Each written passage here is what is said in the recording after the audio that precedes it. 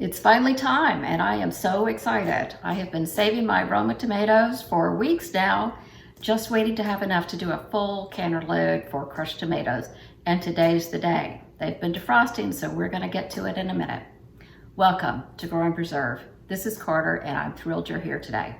So let me show you what I've been saving. In freezer bags, I've been putting 4 or 5 pounds of Roma tomatoes. Actually, there are some San Marzanos in there as well, but paste tomatoes into the freezer. Before I put them into the freezer, I scored the bottom and I cored them. You're gonna be amazed how easily the skins come off once they've been frozen and then defrosted. We're gonna get started here in a second, but I wanna show you, I have a pan that's ready to go. You have to boil these tomatoes for about 5 minutes. So I'm gonna put a few in there. I'm gonna crush them up. If you don't have one of these tools, this is probably one of the best tools I have ever found. I think it's like for ground beef, you know, but I'll try to find a link to this and put it down below. It is fantastic. It'll crush anything. It's great with ground beef, sausage, whatever. We're gonna use it for tomatoes today, and it'll be perfect for that as well. So we'll put some in the pot and then we'll crush those up. And then the rest we'll just chop up a little bit on the board, put them in here. I'm gonna bring it to a full boil. We're gonna let it boil for about 5 minutes, and then we'll be ready to jar it up. I have my jars in the canner. I have 12 pint jars in there. They're heated, or they will be heating up in just a minute. And we'll be adding 1 tablespoon of bottled lemon juice to each and every pint jar to make sure that the acidity level is right. So don't use fresh lemon juice because it's just, you never know if the pH is going to be correct. You can use citric acid. I believe it is a 1/4 teaspoon, maybe 1/8 of a teaspoon. Check that for the citric acid if you're going to use that instead. But I'm excited. I use crushed tomatoes for so many different things. So whether it's spaghetti sauce or chili or a stew, I just like the consistency of having some kind of meaty tomatoes in there, but they're cooked in a little bit, they're sweeter, they're just delicious. So I'm excited to have this. And then I want to talk to you as we go through this about what's going on with the tomato crops today.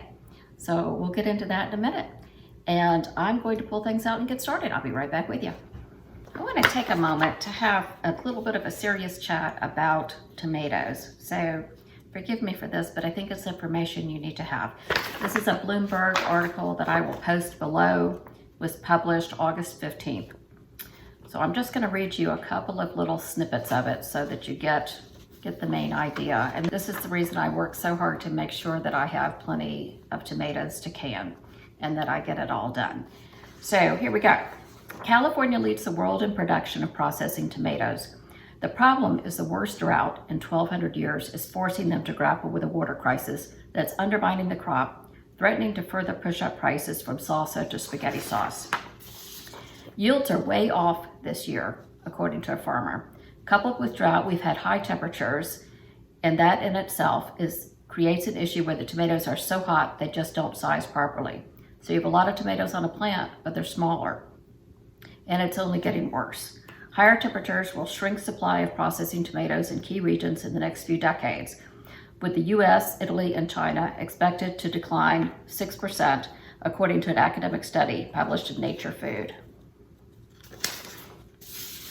There are simply not enough acres of processing tomatoes being planted this year to ensure that everybody gets their full supply. Such pressures are being reflected in processed products. Tomato paste prices for clients of the company, which sells to some of the largest US food brands, are up as much as 80% from a year ago. With inventories dropping to critically low levels, supply isn't available for everyone. Quote, if you're looking for a significant amount of tomato paste and you haven't already contracted it, then you aren't going to get it, no matter what the price is. So things are looking good for tomatoes. This will mostly hit us next year because the canned tomatoes that we're seeing in the store right now, although the prices are up, those are tomatoes from last year. So what we need to do is make sure we're prepared for next year. So I have my early batch of tomatoes. I have a secondary harvest of tomatoes that should be in late September. Beginning of October, I'll be turning those into sauce and probably into diced tomatoes, maybe more crushed tomatoes if I have them, certainly into other tomato products, more salsa, whatever I can do. I have 12 more plants coming, so I'm hoping to get another 120 pounds or so of tomatoes.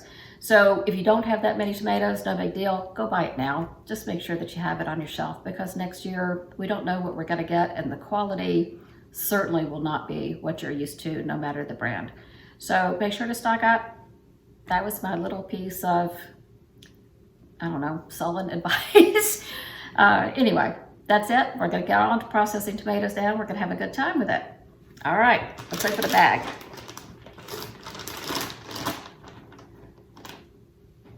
I want to show you how easy these are to peel. So this is my little tomato. It's a little squishy right now. And you can see, well, you can't see probably, that I scored it on the bottom, and I'm just gonna peel this off. And that is how easy my peel comes off. So I have a little bowl here in the sink that's gonna take all the peels. I'm gonna get some of these peeled up, and then we'll crush them. And then we'll keep peeling the rest and just really dice those, and they'll break down as we cook them.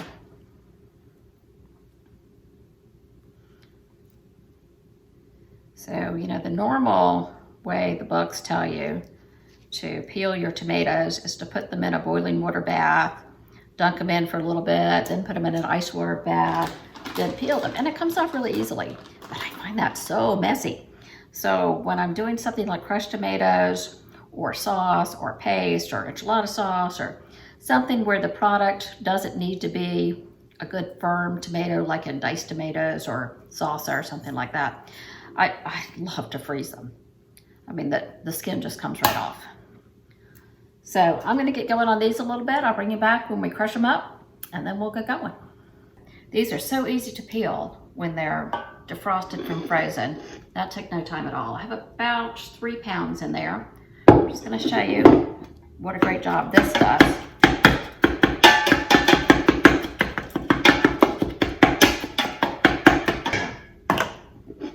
That will give me a very good base for the rest of the tomatoes that I probably won't crush as thoroughly. I'll just dice them up a little bit and throw them in before we put them on the stove and heat them up. So I'm going to get the rest of these done. I have about 18 pounds worth, so I'm going to get them all peeled, chopped up, and into the pot, and then we'll go put it on the stove. The tomatoes have been boiling for about 5 minutes, and I think they are ready to go. I've just taken the first 6 jars out of the hot water bath canner. They're ready to go. I'm going to add the lemon juice, and then we'll start adding the tomatoes. I'm going to bring you over here and show you what this looks like. So there we go. I think it has a great consistency, and I'm excited about it. It's going to cook for 35 more minutes in the water bath. So there are some bigger chunks that I might like, but they're going to cook down once we put them in the water bath, so I'm not worried about that. I'm going to bring you down here so you can see the jars. I'm going to do the lemon juice first. 1 tablespoon in each jar.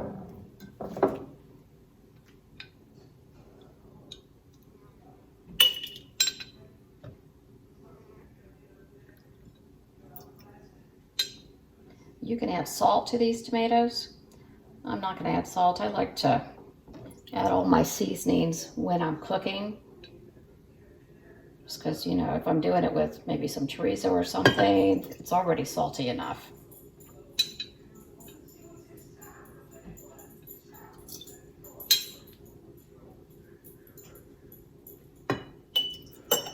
Okay, don't forget to add the lemon juice to the last of the jars. This is a really nice consistency. I really like using the pre-frozen tomatoes.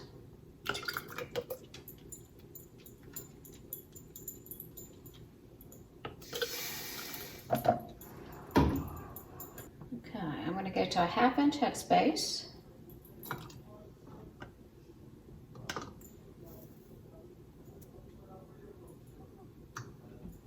About like that. So while I do all of these, I want to say another thank you to Jessica, Three Rivers Homestead, who is leading us in the Every Bit Counts challenge. It has really shown me how lackadaisical I can get about preserving everything most years. I've been working my tail off to get things preserved this year. Tried to do something every year or every day.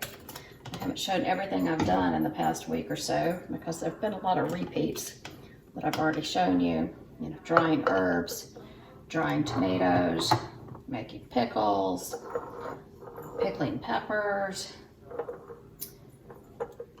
Oh, I've made another batch of salsa as well. I'm looking forward to showing you everything that I've done that we haven't already eaten at the end of this challenge. I think it'll be really shocking how much we've all gotten done.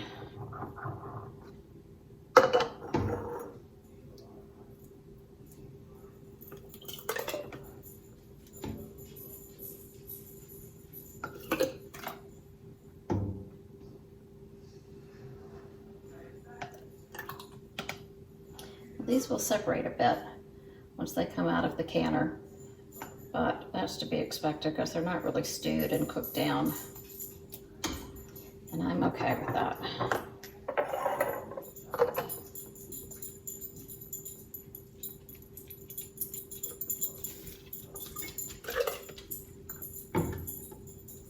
I don't know that I'm going to get 12 jars in here, but we'll see.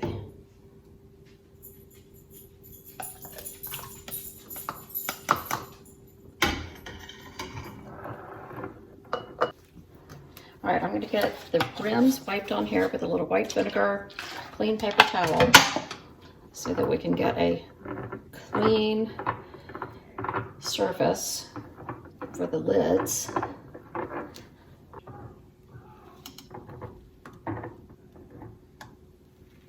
Okay, I've done the debubbling. I'm going to get the lids on. These are new lids until it catches, and then just a smidge further.